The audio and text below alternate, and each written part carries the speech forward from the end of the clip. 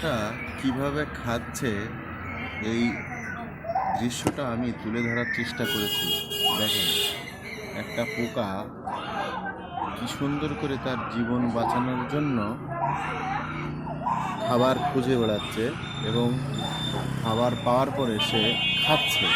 দেখেন কি সুন্দর করে, দেখেন খাবারটা পেয়েছে, এবারে সে খাচ্ছে। চিন্তা করেন যে পোকা কিভাবে খাবার গ্রহণ করে।